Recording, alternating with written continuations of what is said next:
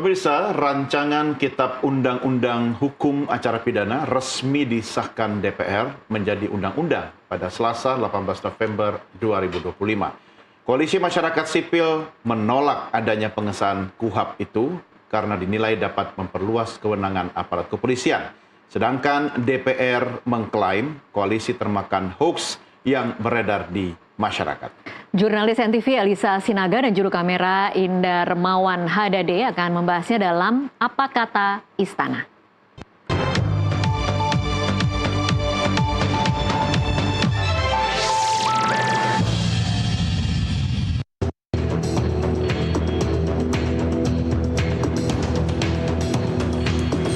Apakah rancangan undang-undang tentang Kitab Undang-Undang Hukum Acara Pidana dapat disetujui untuk disahkan menjadi undang-undang? Setuju.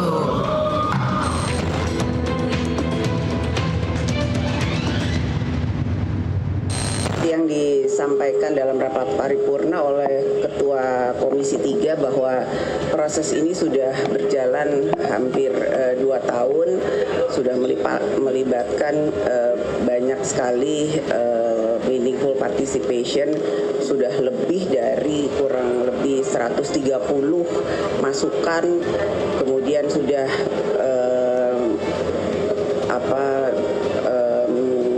muter-muter di beberapa banyak wilayah Indonesia, Jogja, Sumatera, Sulawesi, dan lain-lain sebagainya. Dengan laporan di MKD, kita ikuti dulu prosesnya seperti apa.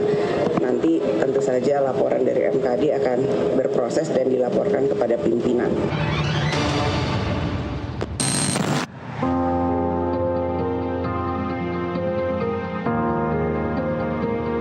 DPR RI resmi mengesahkan rancangan Kitab Undang-Undang Hukum Acara Pidana atau RKUHP menjadi undang-undang Selasa lalu.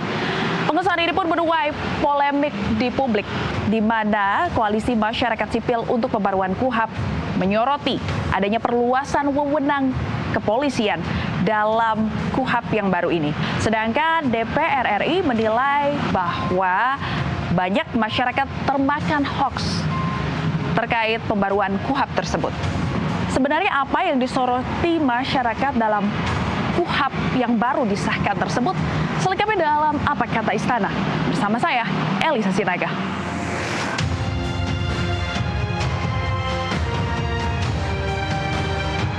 Koalisi Masyarakat Sipil untuk Pembaharuan KUHP melaporkan sejumlah anggota Komisi 3 DPR RI ke Mahkamah Kehormatan Dewan atau MKD atas dugaan pelanggaran kode etik.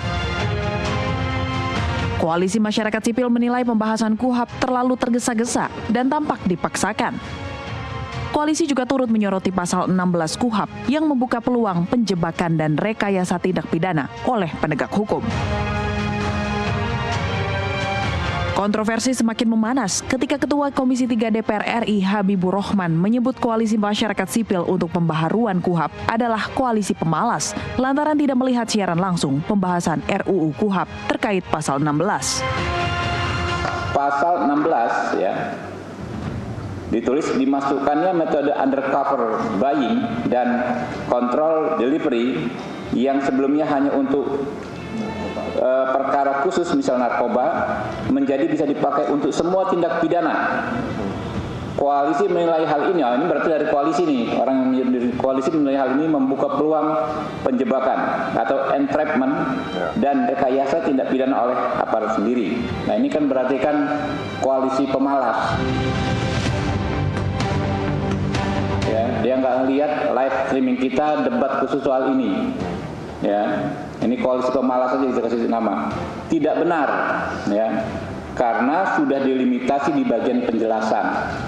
Metode penyelidikan diperluas namun hanya untuk investigasi khusus, bukan untuk semua tindak pidana. Selain pasal 16 yang dikhawatirkan bisa membuat semua pihak terkena jebakan aparat karena membuat ketentuan antara operasi pembelian terselubung dan pengiriman di bawah pengawasan yang sebelumnya hanya diberlakukan pada tindak pidana khusus narkotika.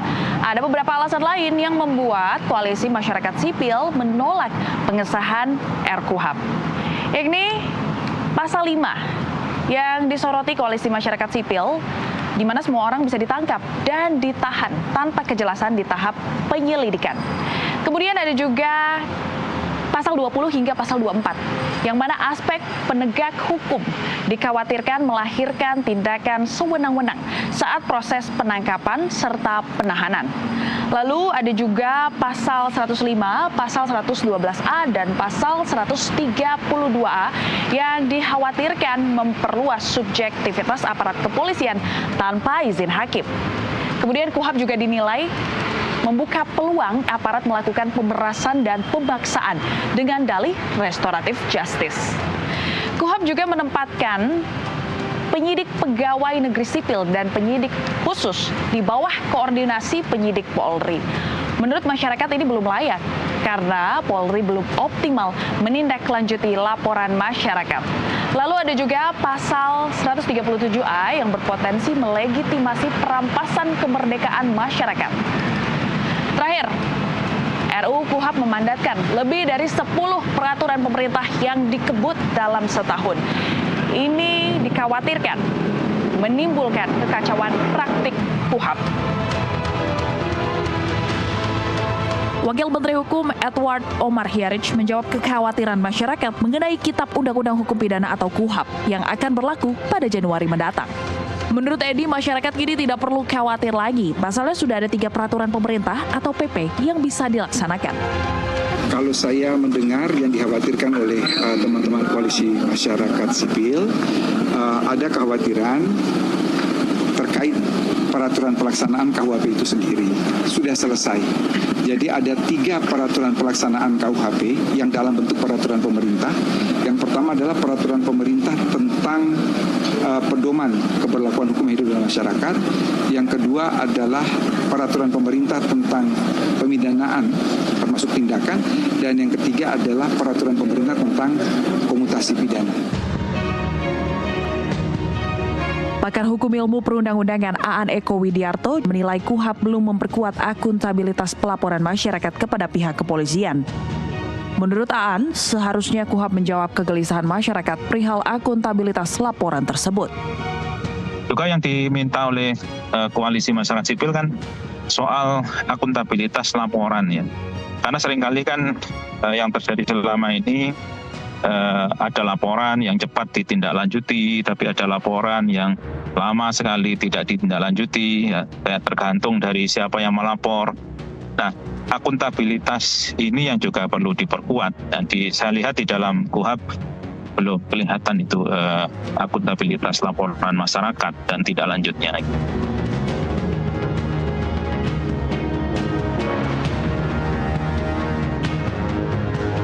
Adapun KUHP baru akan diberlakukan pada 2 Januari mendatang. Sabtu lalu, Koalisi Masyarakat Sipil mendesak Presiden Prabowo untuk menerbitkan Perpu penundaan KUHP. Sebetulnya setelah UU disetujui bersama, Presiden masih memiliki waktu 30 hari untuk menandatangani RUU. Jika tidak, KUHP akan otomatis menjadi undang-undang. Tapi apakah Presiden juga menyoroti polemik KUHP yang dikhawatirkan Koalisi Masyarakat Sipil? Dari Jakarta, Elisa Sinaga, Indarmawan HDD, jurnalis NTV melaporkan.